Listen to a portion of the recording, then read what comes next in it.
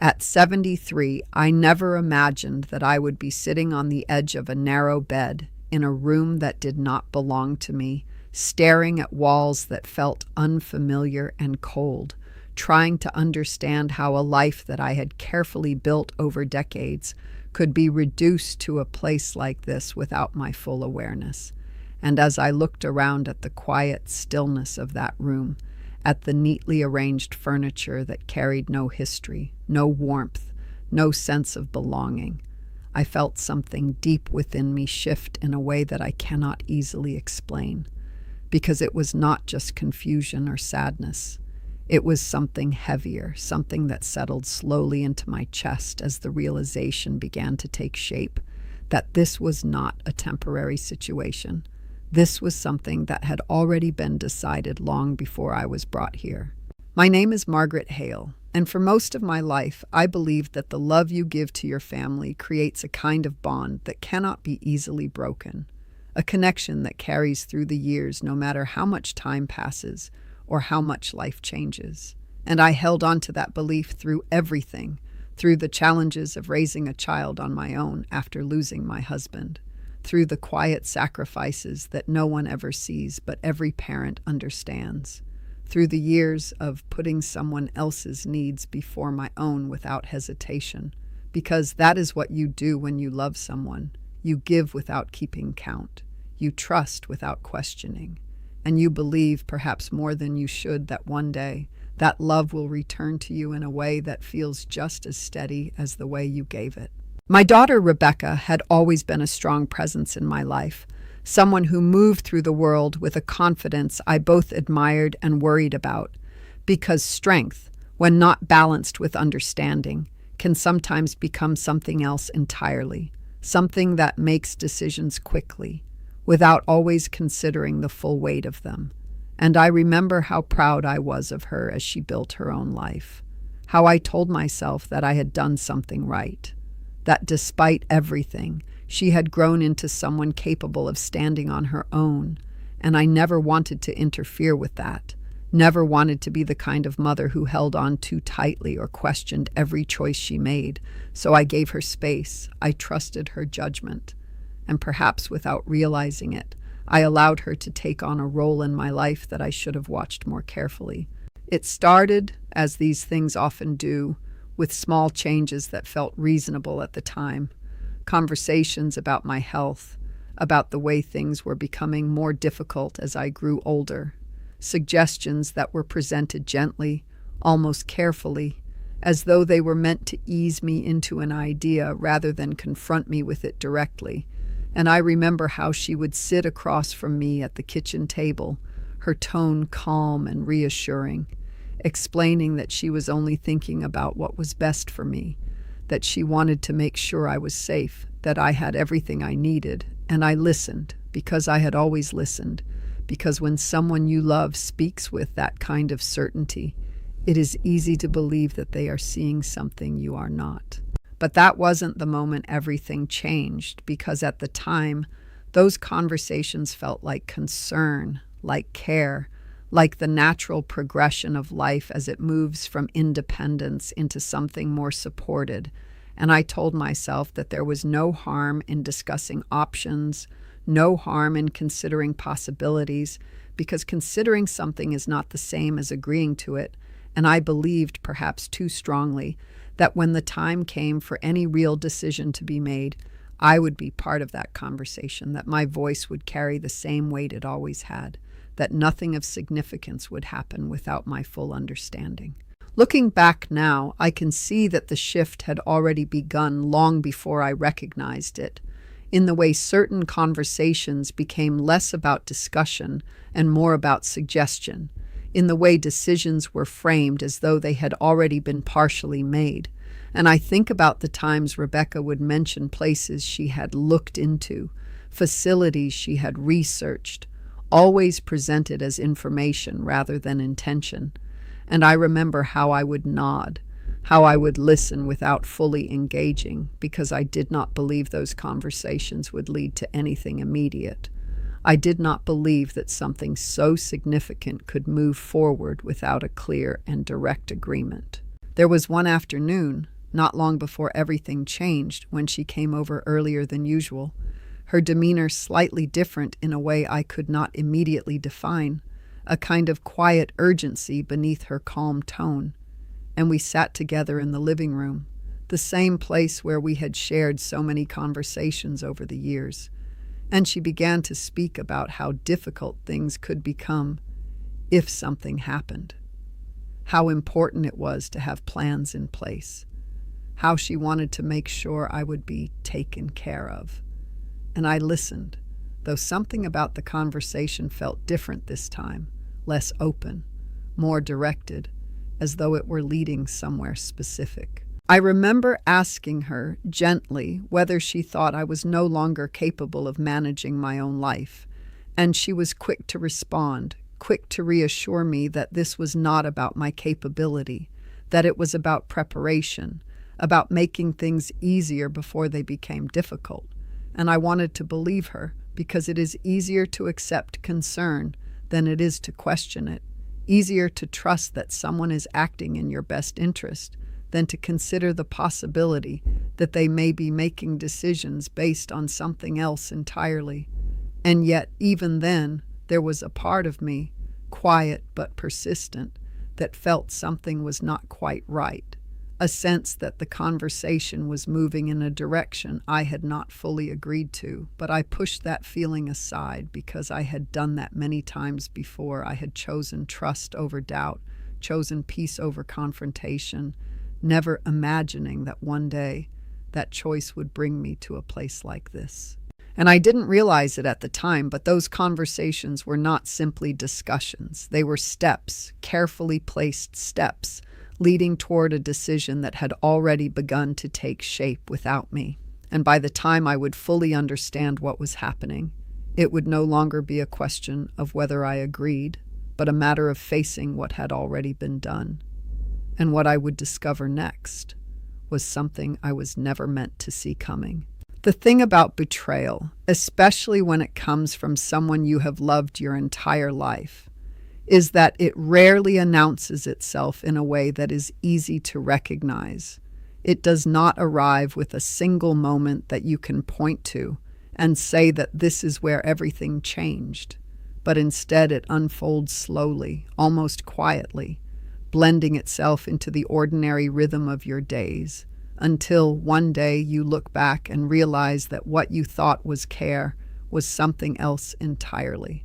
And as I sat there in that unfamiliar room, the events of the past few days beginning to settle into a shape I could no longer ignore, I found myself returning to those conversations with Rebecca, replaying them in my mind, not as they had felt at the time, but as they appeared now, with a clarity that made each word, each pause, each carefully chosen reassurance carry a different meaning than it once had.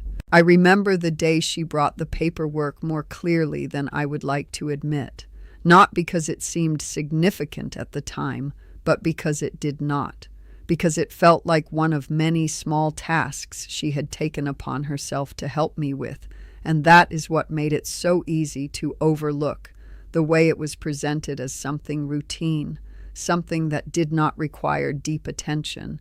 And I can still see her sitting across from me at the kitchen table, the same table where we had shared meals and conversations for years. Her expression calm, her tone steady, as she explained that these were simply documents to organize things, to ensure that everything would be handled properly if anything ever happened. And I listened because I had always listened, because trust, once established over a lifetime, does not easily allow room for suspicion. She did not rush me, and in some ways that made it feel even more natural, because there was no pressure, no urgency that would have made me pause or question what was being placed in front of me. And as I looked over the papers, not reading them in the way I should have, but glancing through them with the confidence that comes from believing you already understand their purpose, I remember asking a few small questions, nothing that went too deeply into the details because I did not feel the need to, because I believed that if something truly significant were being decided, it would be explained to me clearly, openly, without the need for interpretation. And that was the moment, though I did not recognize it then, when something shifted in a way that could not easily be undone, because in that simple act of signing, in that quiet decision to trust without fully understanding, I allowed something to move forward that I had not agreed to in the way I would have if I had been fully aware. And as I think about it now, I realize how easily it happened, how naturally it fit into the pattern of our relationship, because I had always been the one to give, the one to trust, the one to believe that the people I loved would act in ways that respected that trust. After that day, things did not change all at once, and perhaps that is why I did not question anything, because life continued as it always had. The same routines, the same quiet evenings, the same sense of familiarity that had defined my days for so long.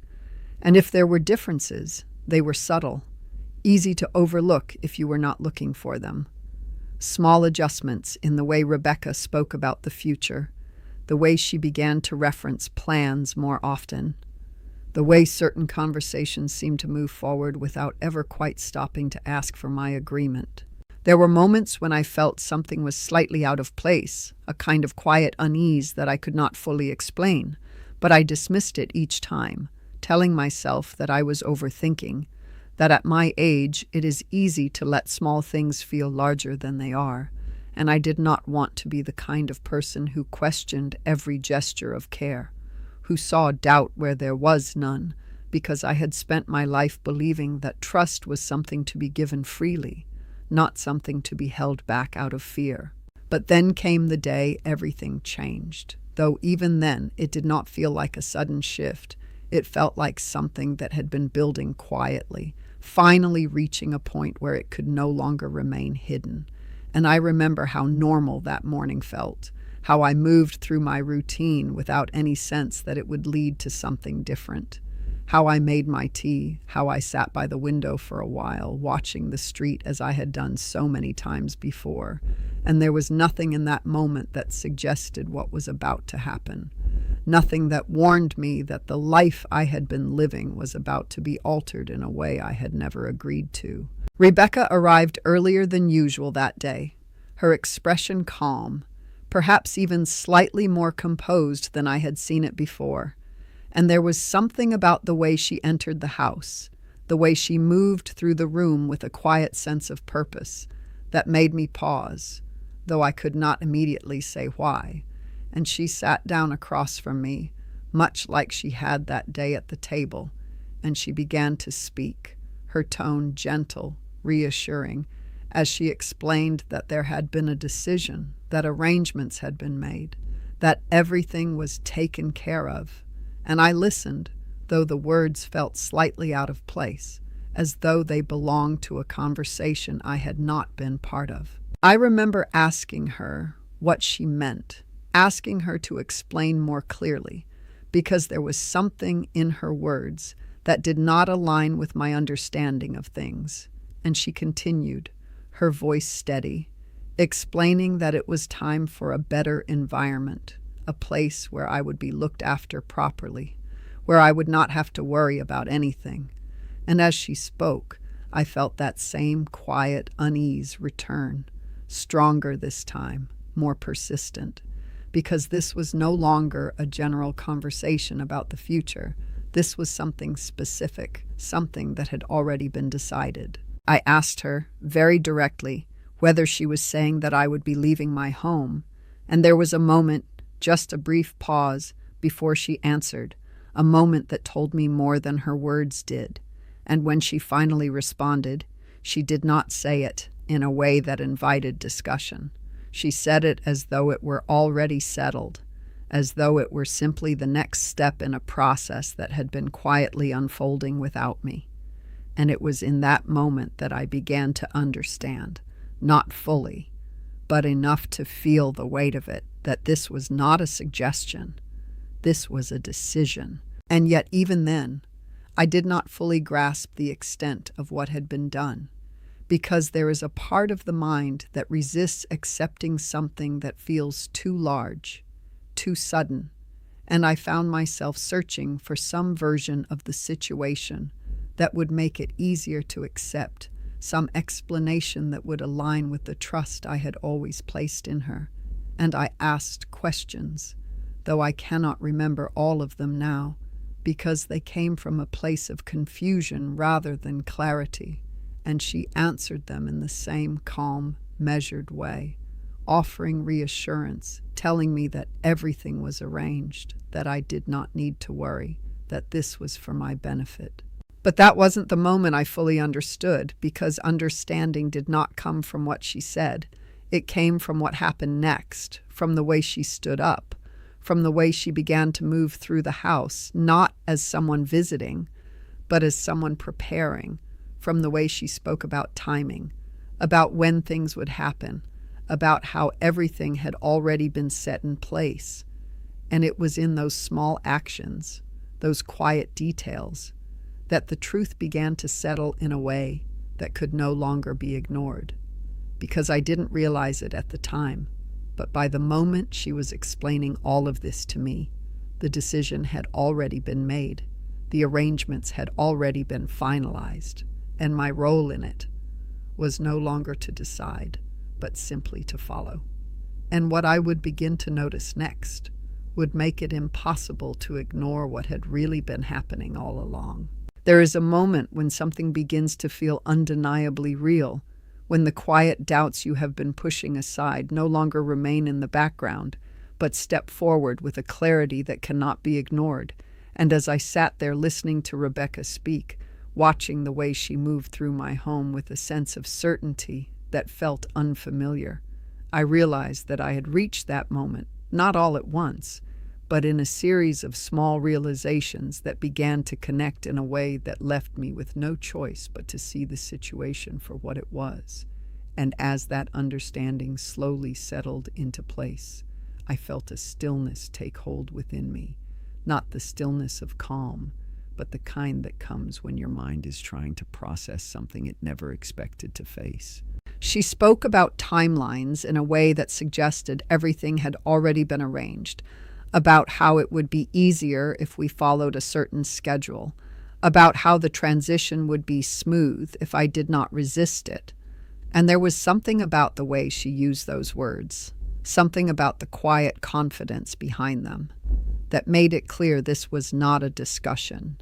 This was a process that had already begun moving forward without my agreement. And I remember looking at her, really looking at her in a way I had not done in a long time, noticing the firmness in her expression, the absence of hesitation that would have once been there. And I realized with a clarity that felt almost painful that this was not the same dynamic we had shared before. Something had changed in a way that could not be undone by simply asking questions. I asked her as calmly as I could whether she had already arranged a place for me, and she nodded, not immediately, but after a brief pause that suggested she was deciding how to present the truth. And she began to describe it, the facility, the services, the way everything would be handled. And as she spoke, I felt a quiet distance form between her words and my understanding of them, because while she was describing comfort, safety, and care, what I was hearing was something else entirely, something that felt like removal, like a shift away from the life I had known into something I had not chosen. It is a strange thing, realizing that your life is being redirected without your full consent, because there is a part of you that wants to resist, that wants to question, that wants to say no in a way that is clear and immediate. But there is also another part, quieter, more cautious, that hesitates, that tries to understand before reacting. And I found myself caught between those two responses, listening, asking questions, trying to grasp the full picture, even as a sense of unease continued to grow within me, because I could feel, more than I could explain, that this was not simply about care. It was about control, about a decision that had been made based on something I had not been part of. But that wasn't the moment everything became undeniable, Because even then, even as the realization began to take shape, there was still a part of me that hoped there was some misunderstanding, some aspect of the situation that would reveal itself and bring everything back into a form I could accept. And I remember standing up slowly, moving through the room as though the act itself might help me think more clearly. And I looked around at the space that had been my home for so many years, the walls that had held my life, the small details that carried meaning in ways no one else could fully understand. And I asked her quietly but directly whether I had any say in this decision. There was a pause then, longer than any before it, and in that silence I understood something before she even spoke, because the absence of an immediate answer told me more than anything she could have said. And when she finally responded, her words were careful, measured, as though she were trying to soften something that could not truly be softened. And she said that it was for the best, that it was necessary, that she was doing what needed to be done. And I listened, though I no longer heard those words in the way she intended, because what I heard was not concern, but finality. It was in that moment that something within me shifted, not with anger, not yet, but with a quiet awareness that this was no longer something I could dismiss or delay, that whatever had been set in motion was moving forward regardless of my comfort with it. And I realized that the question was no longer whether I agreed, but whether I understood what had already been decided. And as that thought settled in, I felt a clarity begin to form, not a full understanding, but enough to recognize that this situation was far more serious than I had allowed myself to believe. She continued to speak, explaining details, outlining what would happen next, and I found myself listening in a different way, not as someone participating in a discussion, but as someone observing a process, noting the way she framed things, the way she avoided certain questions, the way she presented everything as though it were already complete. And it was in those details, those small but significant moments, that I began to see the full shape of what was happening, because this was not a sudden decision.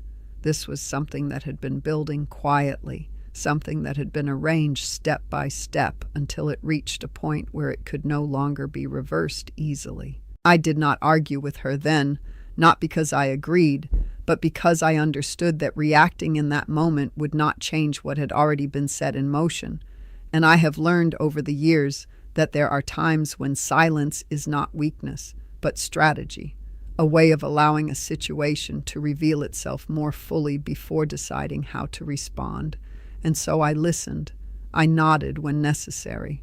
I allowed the conversation to move forward without resistance, even as my mind began to work through what this meant, not just for the present, but for everything that would follow. And as she spoke, I began to notice something else, something that had not been immediately clear, a sense that this was not just about concern or care, but about something more practical, something tied to decisions that extended beyond my well-being. And I found myself thinking about the paperwork I had signed, about the conversations that had led up to this, about the way certain details had been handled without full explanation, and a question began to form in the back of my mind, a question that I could not yet answer, but one that felt important enough to hold on to, because I didn't realize it at the time. But what Rebecca had done was not just about placing me somewhere else. It was connected to something larger, something that involved control over more than just my daily life.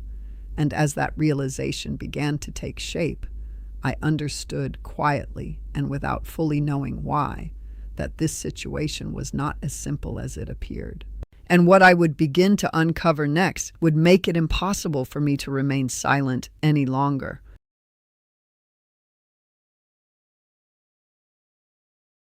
There is a certain kind of clarity that does not come from what is said, but from what is quietly implied, from the details that sit just beneath the surface waiting to be noticed. And as I stood there in my own living room listening to Rebecca outline what she believed would happen next, I realized that I was no longer hearing her words in the way she intended.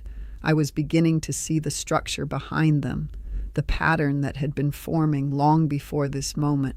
And it was in that shift, subtle though it was, that everything began to take on a different meaning.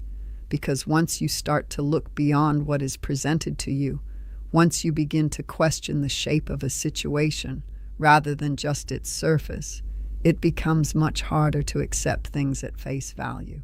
I allowed the conversation to continue without interruption, not because I agreed with what she was saying, but because I understood that this was a moment that required observation more than reaction. And as she spoke about arrangements, about timelines, about how everything would be handled in a way that would make things easier, I began to notice the consistency in her language, the way certain phrases repeated, the way everything was framed as though it were already settled. And I realized that this was not a discussion she was hoping to have with me. This was a plan she was informing me of, a plan that had already moved forward beyond the point of negotiation. There is a strange calm that comes when you begin to see something clearly for the first time, even when that clarity is not what you wanted. And as I stood there, I felt that calm settle into place, not because I was at peace with the situation, but because I was beginning to understand it. And that understanding gave me something I had not felt earlier, a sense that I was no longer entirely in the dark, that even if I did not yet have all the answers, I had enough awareness to know that what was happening was not simply about care or concern.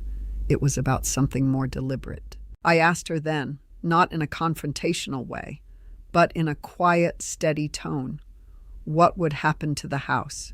And for the first time in that conversation, I saw a hesitation that had not been there before, a slight shift in her expression that suggested this was a question she had not expected me to focus on so directly.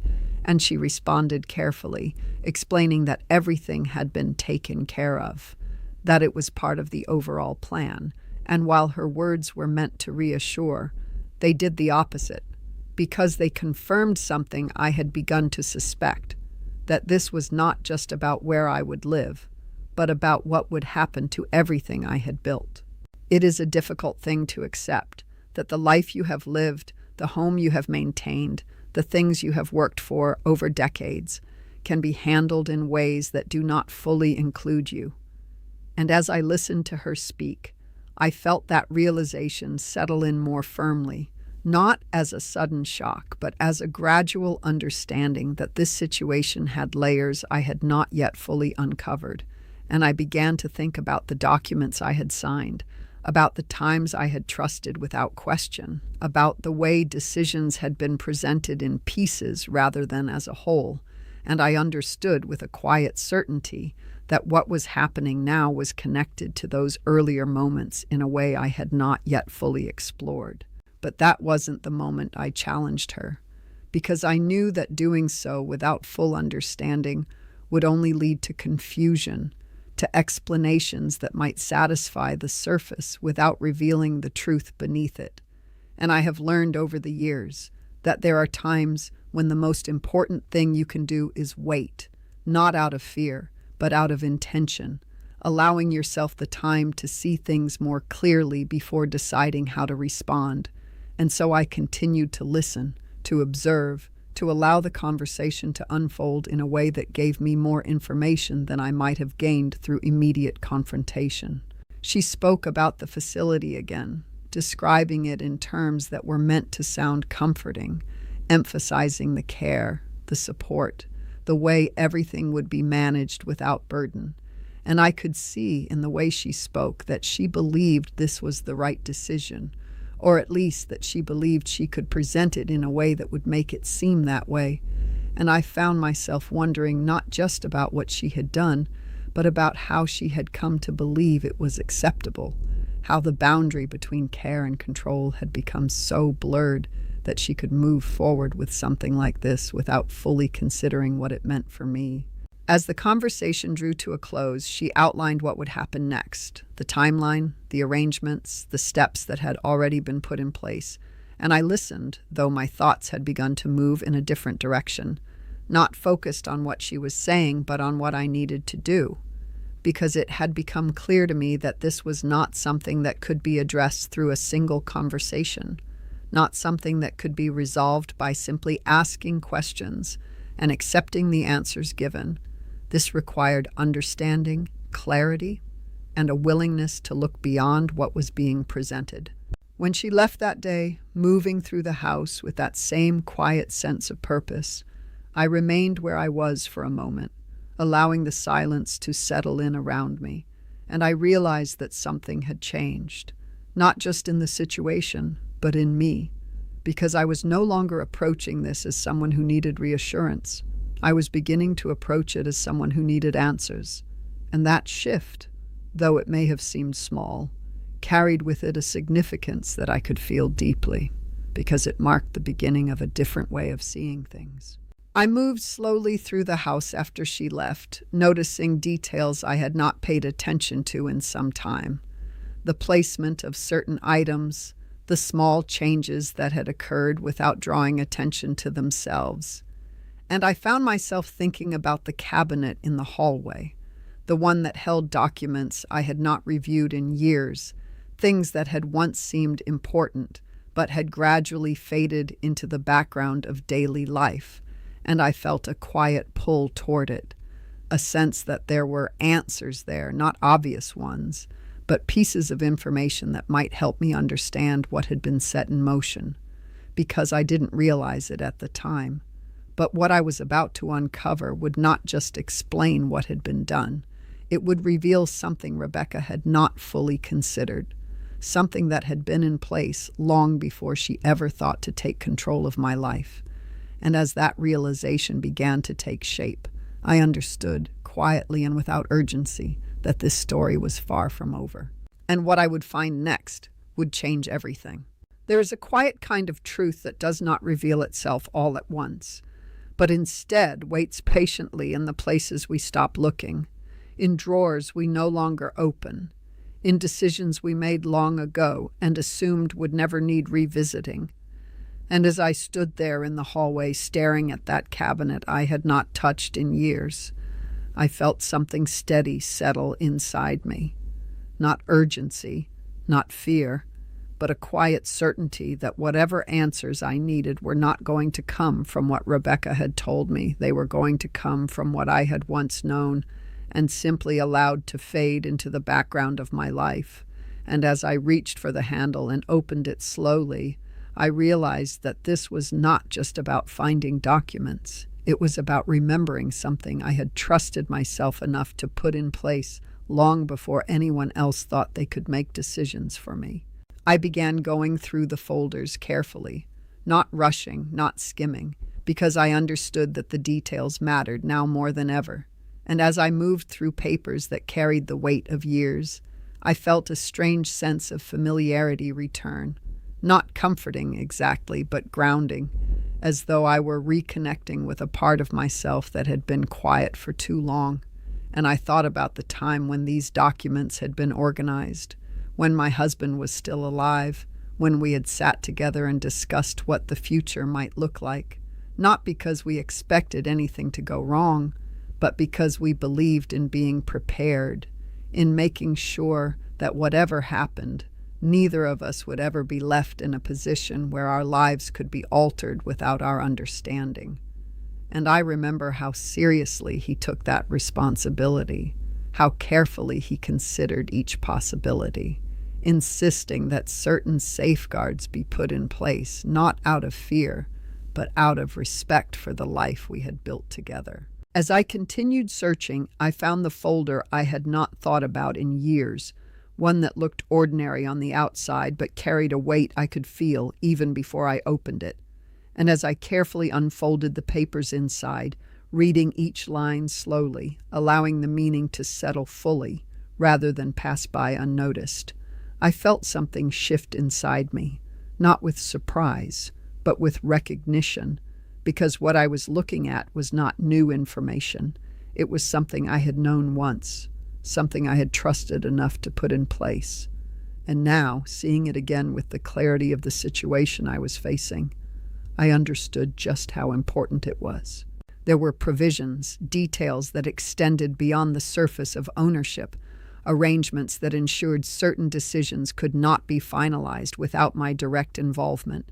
And as I read through them, I began to see the structure of what had been put in place years ago, the careful way it had been designed to protect not just the physical aspects of my life, but the control over them.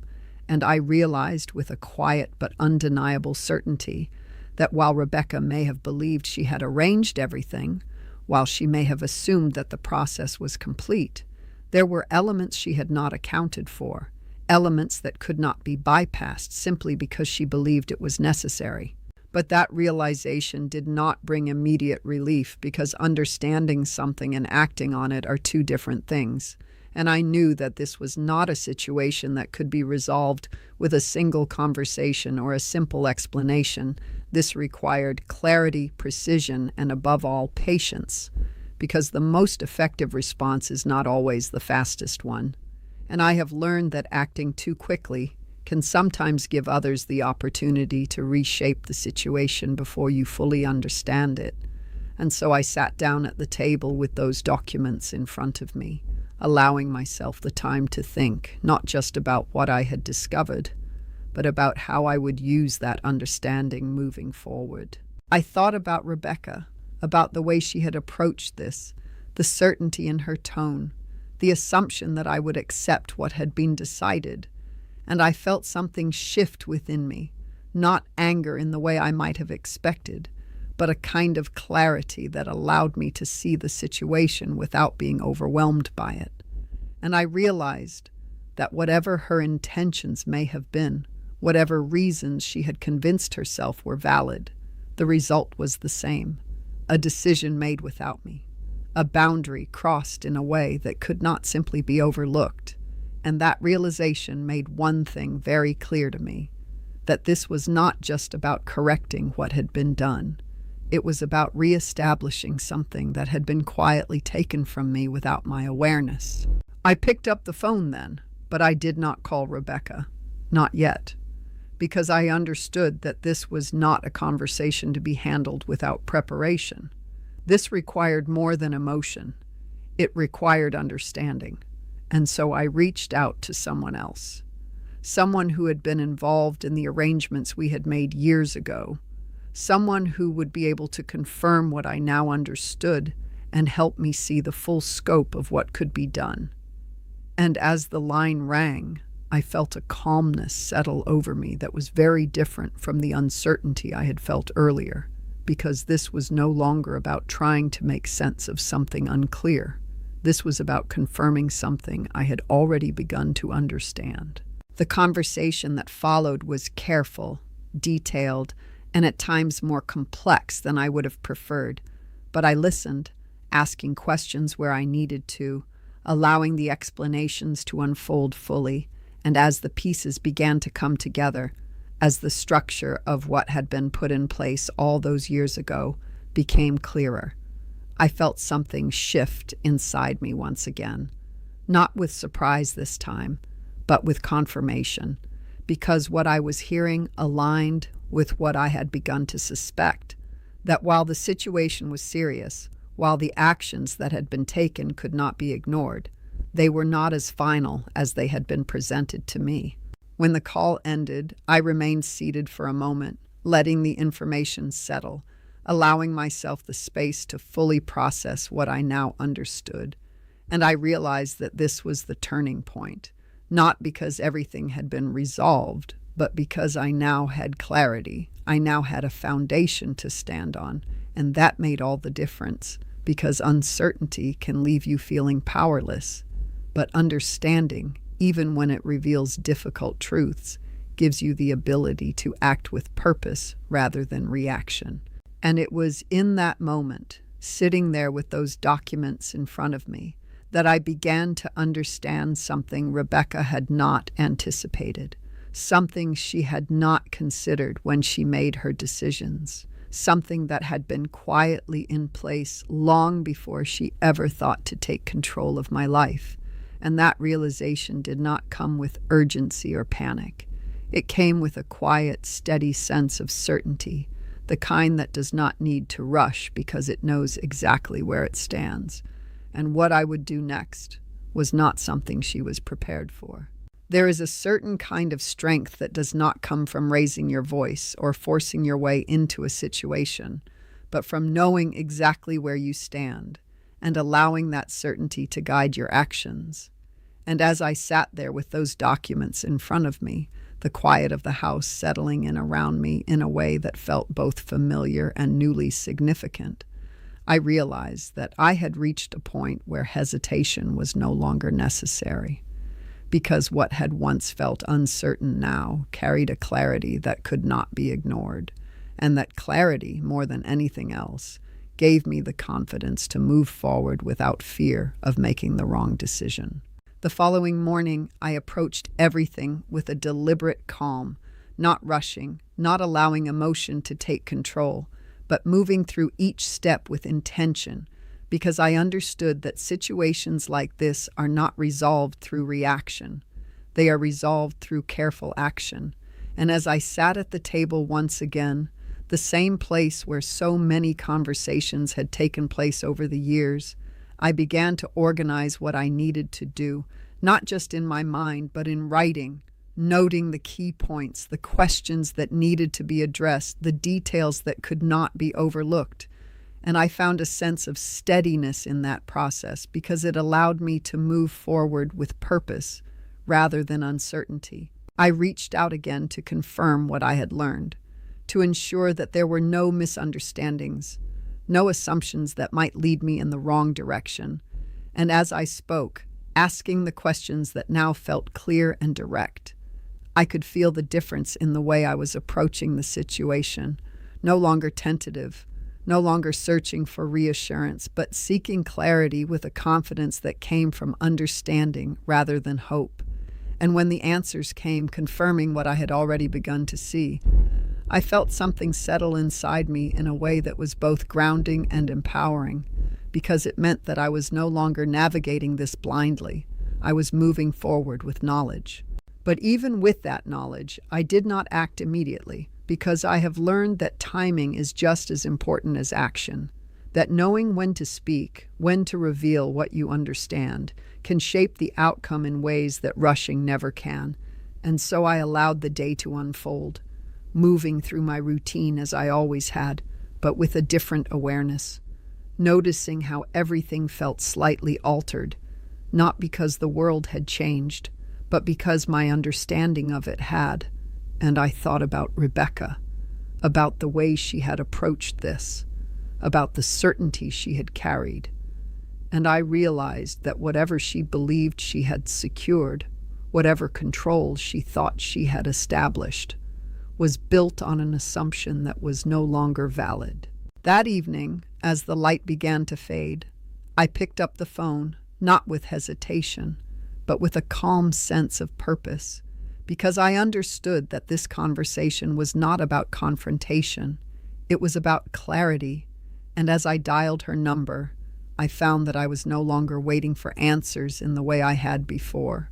I was prepared for whatever she might say, not because I knew exactly how the conversation would unfold, but because I understood the situation well enough to navigate it without losing my footing. And when she answered, her voice carrying that same familiar tone that had once brought comfort, I felt a quiet shift inside me, not with doubt, but with certainty.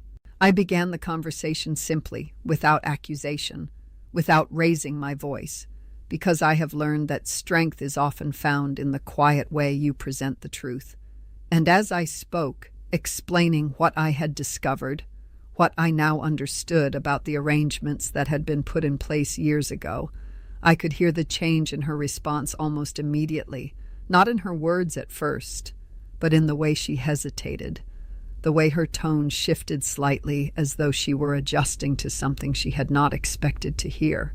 And it was in that moment, more than anything she could have said, that I knew the balance of the situation had changed. She asked questions, though she tried to frame them as clarification, repeating parts of what I had said as though confirming details. But I could hear the uncertainty beneath it, the careful way she was trying to understand how much I knew, how much I had uncovered, and I allowed her to speak, not interrupting, not correcting every detail, because I understood that sometimes people reveal more in what they say when they believe they are still in control of the conversation. And as she continued, offering explanations that now felt less certain than they had before, I listened carefully, not just to the content of her words, but to the way they were delivered. When she finally paused, as though expecting a response, I spoke calmly, choosing my words with care, explaining that while I understood her intentions, while I recognized that she believed she was acting in my best interest, the reality of the situation was not as simple as she had presented it, that there were structures in place, decisions that had been made long before, that ensured I remained fully involved in any major changes to my life. And as I said this, I could feel the weight of those words settle between us, not as a challenge, but as a statement of fact that could not easily be dismissed. There was a silence then, longer than any before it, and I allowed it to remain, because I understood that it served a purpose, that it gave her space to process what had just been said. And when she finally responded, her tone had changed in a way that was impossible to ignore, no longer carrying the same level of certainty it had before, but something more measured, more cautious, as though she were reassessing the situation in real time. And it was in that moment that I realized something important, that this was no longer a one-sided situation, that whatever came next would not be decided by her alone. But that wasn't the end of it, because understanding alone does not resolve a situation like this. It simply sets the stage for what comes next. And as the conversation continued, it became clear that there were still decisions to be made, steps that would need to be taken to address what had been done. And I listened as she began to shift her approach, moving away from explanation and toward negotiation, suggesting ways to adjust things, options that had not been mentioned before. And I could see, even without seeing her face, that she was beginning to understand that the outcome she had anticipated was no longer certain. I did not agree to anything immediately. I did not rush to accept her suggestions because I understood that this was not a situation to be resolved quickly, not something to be settled in the span of a single conversation. And I told her that I would review everything carefully, that I would consider what needed to be done before making any decisions.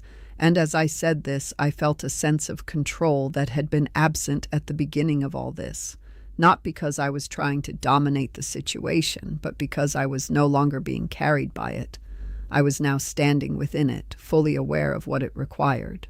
When the call ended, I placed the phone down slowly, taking a moment to sit with the quiet that followed, and I realized that something had shifted in a way that went beyond the situation itself.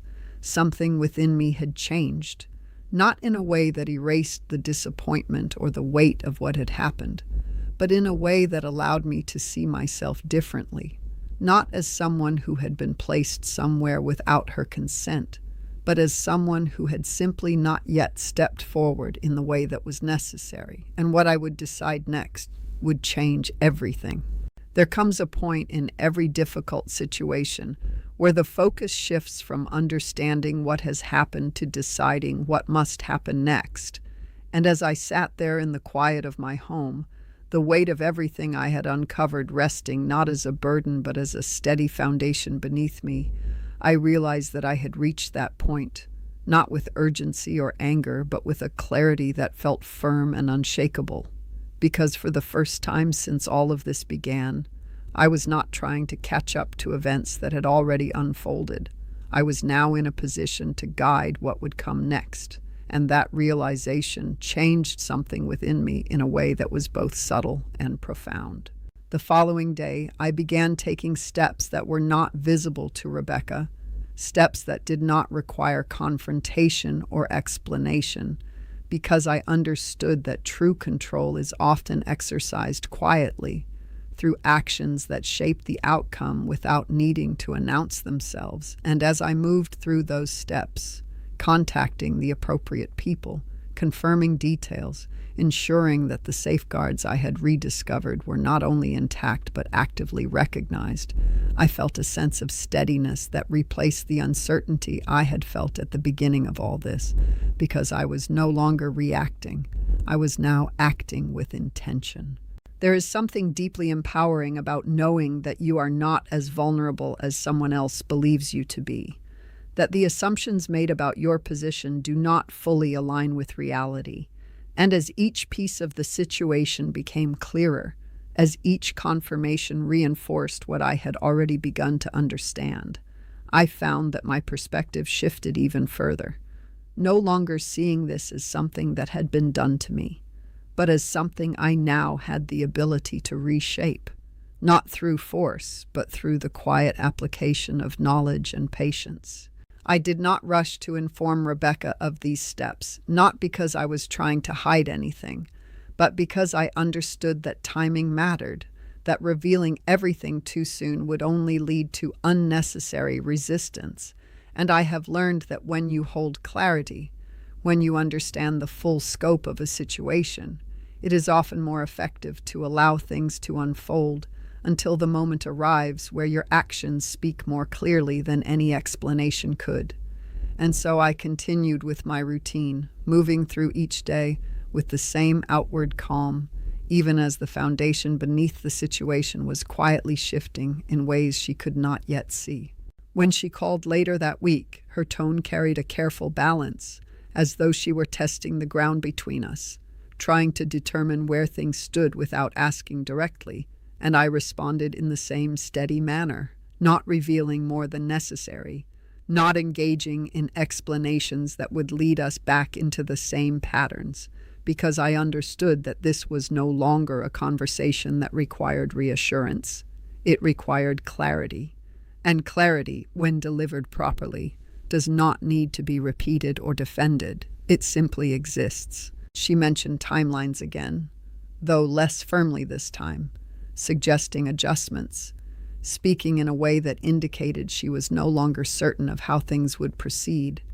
And I listened, acknowledging what needed to be acknowledged, but not agreeing, not committing, because I had already moved beyond the stage of reacting to what she proposed. I was now considering what I would allow. And that distinction, though it may seem small, carries a power that is difficult to ignore once you feel it.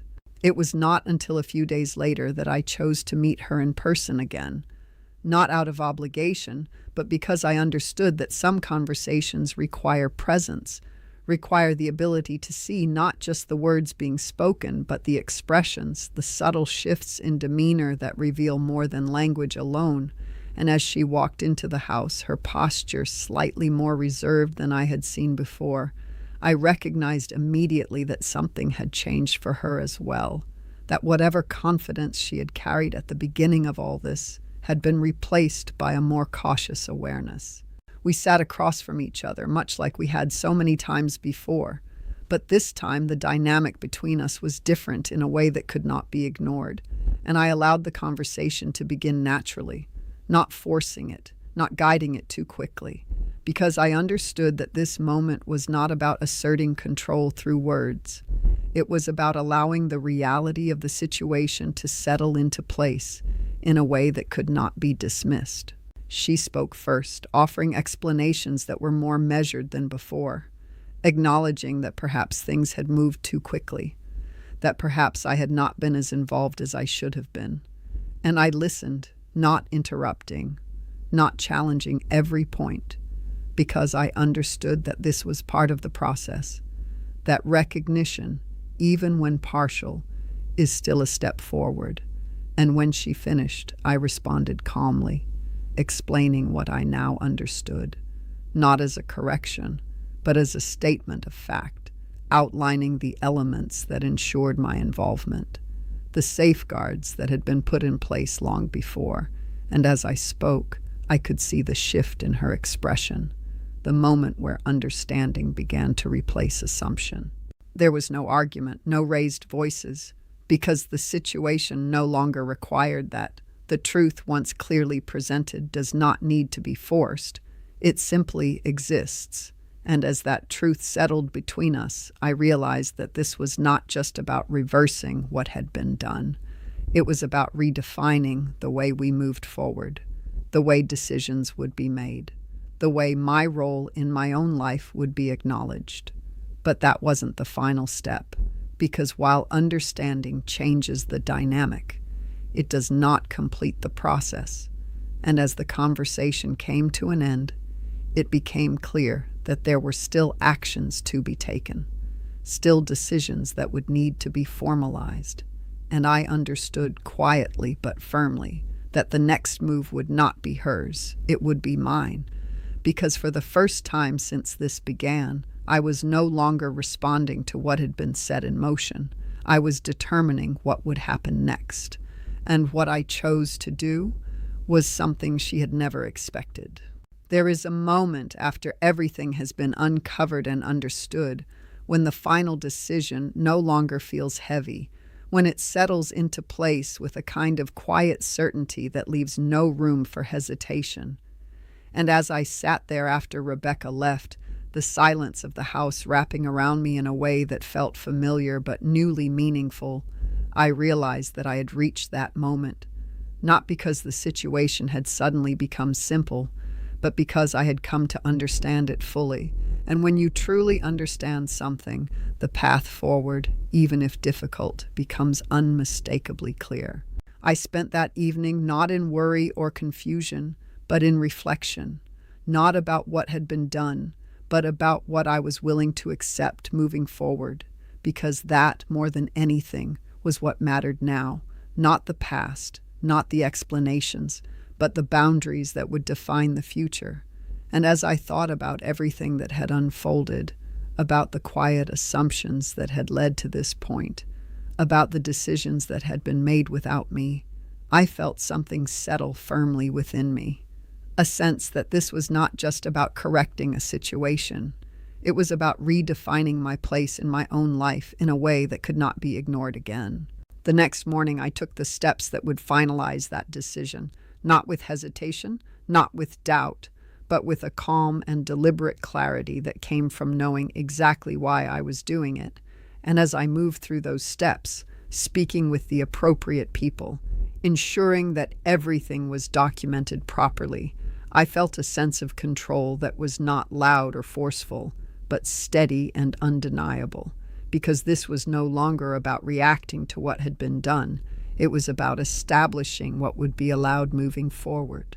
I made it clear, through actions rather than words, that any arrangements that had been made without my full and informed consent would not stand in the way they had been intended to, that the structures that had been put in place years ago were not just formalities, but active safeguards, and that I would be exercising them fully, not out of spite, not out of revenge, but out of a clear understanding that my life, my home, and my decisions were not something that could be managed by someone else without my direct involvement. When I informed Rebecca, I did so calmly, not as a confrontation, but as a statement of fact, explaining that I had reviewed everything thoroughly, that I had taken the necessary steps to ensure that my position was clear, and that moving forward, decisions of this nature would require my direct participation. And as I spoke, I could hear the shift in her response, the moment where the certainty she had once carried gave way to something else, something more measured, more aware. And while there was resistance, as there often is when expectations are challenged, it was not the same as before because the foundation of the situation had changed in a way that could not easily be undone. She asked questions, seeking clarity, perhaps trying to understand how things had shifted so significantly, and I answered what needed to be answered, not offering more than necessary, not engaging in explanations that would reopen what had already been resolved, because I understood that clarity does not require repetition. It requires consistency. And as the conversation continued, it became clear that this was not just about the house. It was about the balance between us, about the recognition that I was not someone who could be moved or managed without my awareness. In the days that followed, things began to adjust, not all at once, not perfectly, but steadily. Conversations became more balanced. Decisions were no longer presented as conclusions, but as discussions. And while the process was not without its moments of tension, it carried a different tone, one that reflected the change that had taken place. And I found that I was no longer navigating uncertainty. I was simply maintaining the clarity I had established. And as I moved through those days, returning to my routines, sitting by the window, walking through the rooms that had once felt uncertain but now felt grounded again, I began to notice something that I had not expected, a sense of calm that was not tied to the resolution of the situation, but to the way I now understood myself within it, because this was not just about keeping a house. It was about reclaiming something far more important, something that had quietly slipped away over time, and that was my sense of ownership over my own life. I found myself thinking less about what Rebecca had done and more about what I had learned, about the importance of remaining present in your own decisions, about the way trust must be balanced with awareness. And I understood, in a way that felt both simple and profound, that this experience, as difficult as it had been, had given me something I might not have found otherwise, a renewed sense of clarity about who I was and what I was willing to accept moving forward.